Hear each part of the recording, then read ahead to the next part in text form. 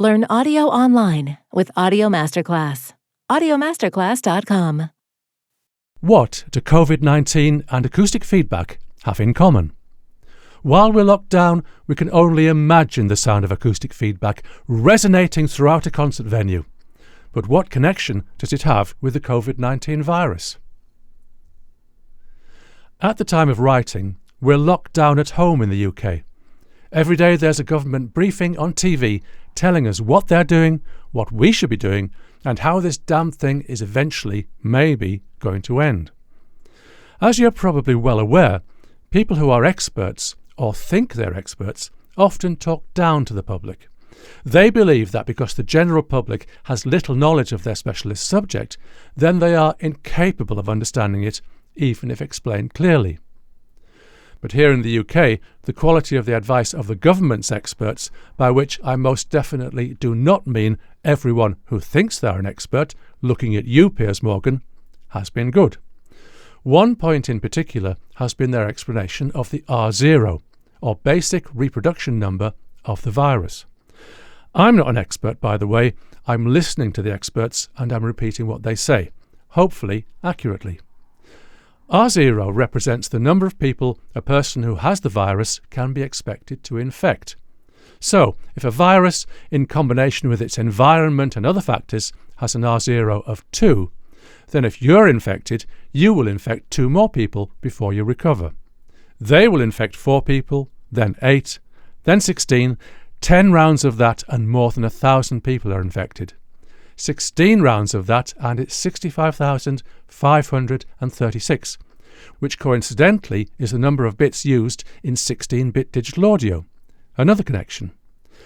Even an R0 of 1.1 is bad enough.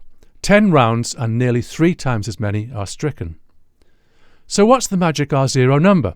The answer is 1. One infected person will infect 1 more, then 1 more again, then 1 more again, as each in turn recovers and becomes immune. The virus retains its hold on the population, but doesn't get any worse. This gives us the clue. If the R0 can be less than 1, then the number of infections goes down. If it is, say, 0.5, then if 1,024 people are infected, they pass the virus on to 512, then 256, then 128, then 64, then 32, then, after 10 rounds, only 1 person is infected, and it's a mere 1 in 2 chance that they will infect someone else. Great, we now understand R0 and how viruses propagate. What does that have to do with acoustic feedback? We all know acoustic feedback in live sound. It's that whoo noise that happens from time to time when the engineer has been a little too optimistic about how loud they can go. Hint, live sound isn't always about being as loud as you can get. Let's trace the chain of acoustic infection. Start with the singer making their best noises into the microphone. The microphone converts acoustic energy into electricity. It's amplified by the preamp, controlled by the channel fader and master fader, amplified by the power amplifier, then turned back into sound by the loudspeakers. But then the sound from the loudspeakers is picked up again by the microphone, turned into electricity, etc., etc. So we have a complete circle, or loop, as audio engineers like to call it. Sound goes round the loop over and over again. This always happens. The sound from the loudspeakers is always picked up again by the microphone. However they're positioned, reverberation in the venue will see to that. But we don't always hear feedback. Why is this so?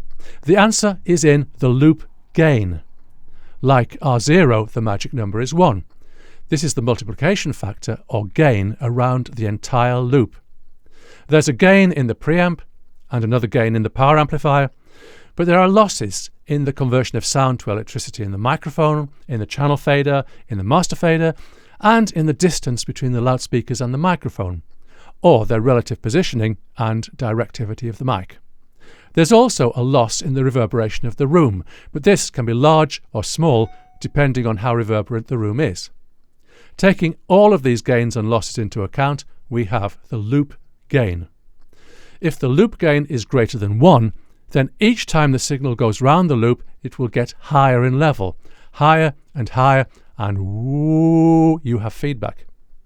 If the loop gain is less than 1, each time the signal goes around the loop, it becomes more and more attenuated and eventually dies out to below the noise level.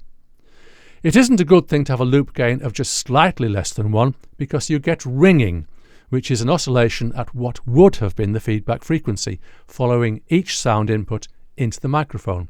It sounds bad. Live sound engineers, please don't tolerate it. To be feedback free and also free of ringing, the loop gain has to be well under 1. This is achieved by placing the microphone behind the loudspeakers, angling the setup so that the loudspeakers are in the null of the microphone's response, equalizing the system so that the gain at whatever would have been the feedback frequency is lower, and the engineer being in control of what's going on. So where an R0 of slightly less than 1 is better than being greater than 1, ideally we'd like an R0 well under 1. Same with acoustic feedback, that the loop gain needs to be well under 1, so that there's neither feedback nor noticeable ringing. So, who'd have thought it? Sound engineering and viruses have something in common. Stay home, stay safe, keep the loop gain well under 1. I'm David Mellor, Course Director of Audio Masterclass. Thank you for listening.